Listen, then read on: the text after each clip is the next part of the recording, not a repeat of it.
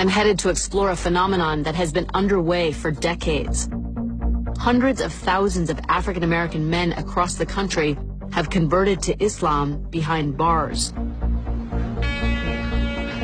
To understand why incarcerated black men are drawn to this faith, I have to go inside, beyond the checkpoints and locked doors, to the secure world where so many have found Islam. How you doing?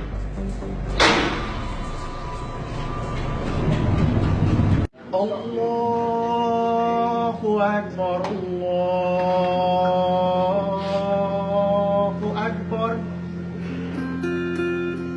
Allahu Akbar, Allahu Akbar. It's time for afternoon prayers, and the Muslim inmates in this California state prison are doing what was once forbidden, having an Islamic worship service. In the toughest jails in America, black prisoners are listening to a new voice of authority. Praise be to Allah, Lord of the worlds, the beneficent, the merciful, owner of the Thousands of hardened criminals are turning to Allah. alone we seek for help. Show us the straight path. All over the country, black Americans are converting to Islam, now the fastest growing religion in the United States.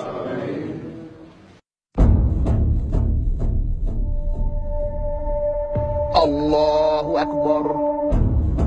Something radical is happening inside U.S. prisons. Allahu Akbar.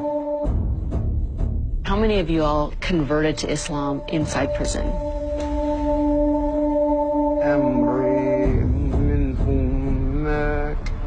Once you study the truth.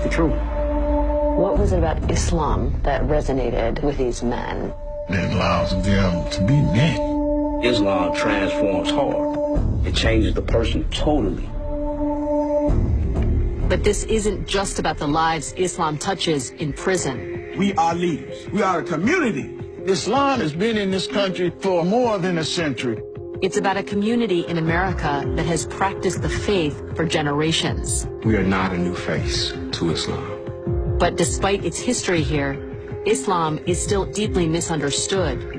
I do not feel oppressed. I died! We love our brothers. We do. We really do.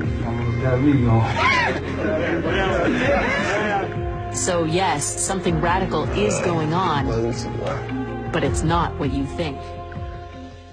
Of the 3,832 inmates at Solano Prison, the chaplain estimates about 5% are practicing Muslims. The prison doesn't track religious identity, partly because it's so fluid. How many of you have been in here more than once? How many of you have been here more than 5 times?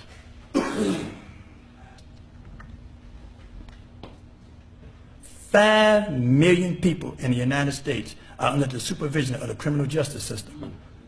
If it continues to increase, this number will soon rival the 6 million enrolled in the nation's higher education system. Frightening. Across the country, Some of these men will return to the gangs after their release, but they all take Islam with them. It seems to offer hope of rebuilding the social and family ruins in the ghettos. I look in your faces, man, and it saddens me. Because every time I look at you, I see a fatherless child. How many of you have children? If you in here, who's guiding your babies? You have become Satan, the Shaitan's instrument to take your children and fill up the prison. One of the things that started me seeking something different was I was looking at the people that were around me who were older than I was, who had been in prison longer than me, and who had been on that same negative, self-destructive path, and me not being satisfied with what I was seeing in them. And at that time I started going to religious services. It didn't matter if it was Muslim, Christian, Jewish. I went seeking a better way, and I believed in God, so I know that the only way I was going to change was through God.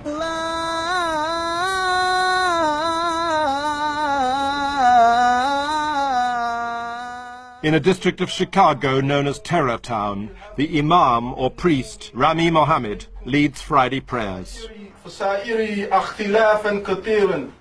Rami spent 5 years as a U.S. Marine. He taught himself Arabic and converted to Islam while working as a prison guard. If thou hast willed our defeat, thou will be worshipped no more. Amin was once charged with a double murder.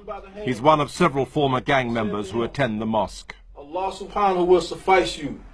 Nashhadu an la ilaha illallah wahdahu la sharika lahu. Lahul mulku wa lahul hamdu yuhyi wa yumeet.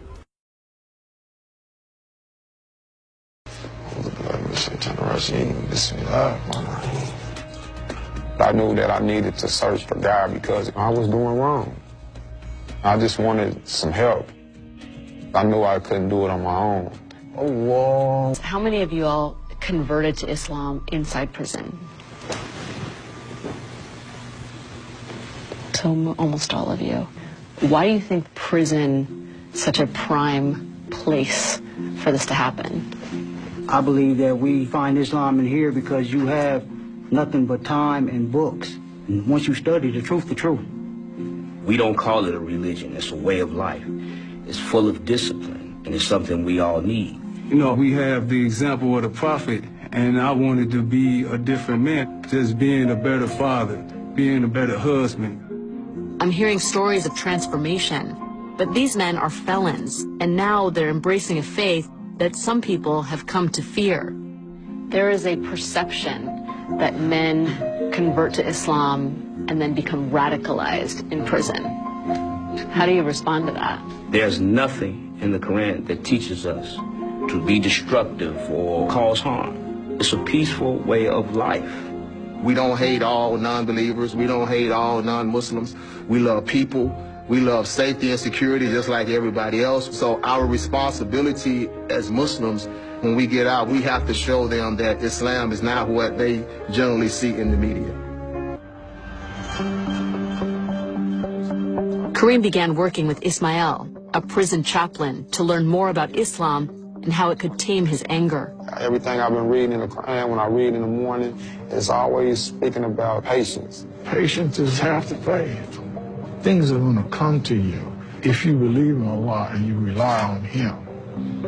Over the past 17 years, Ismail has counseled hundreds of men like Kareem, many with violent pasts. Islam is founded on discipline and faith. Alcohol, drugs, and sex outside of marriage are forbidden. Moral virtues such as truthfulness, kindness, and patience are guiding principles. Allahu Akbar, Allahu Akbar, la ilaha illallah. La ilaha illallah, Masya Allah.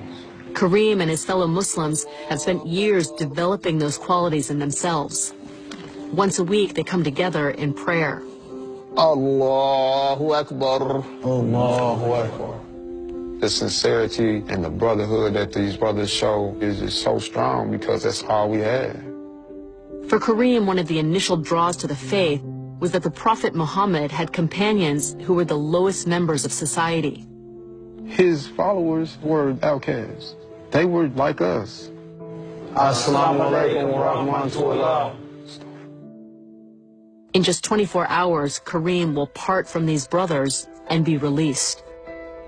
Structure and discipline have been easy to maintain within the strict confines of prison. But the outside world is filled with temptation. Many men try to make it and fail. When you get out there, the challenges are going to be outrageous. Right. You're going to be tested. He's going to try to build a new relationship with people who's doing the right thing, people who's working, going to school. I'm betting on him, and I'm rooting for him. And I pray God he doesn't let himself down. Your brother Kareem is leaving here tomorrow. Does anyone have any words for him? Hopefully I will meet you again out in the world. Forgive me, I'm getting emotional a little bit. You know, because we love our brothers. We do. We really do. We love our brothers. I love you too, Rob. Okay,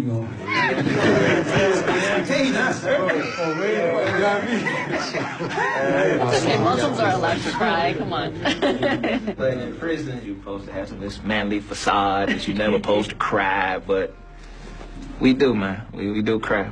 We do. Things do get emotional. Kareem is clearly going to be missed. You know we love you. Love you too, man. Tomorrow, he leaves behind this brotherhood and takes his fortified faith and knowledge out into the world.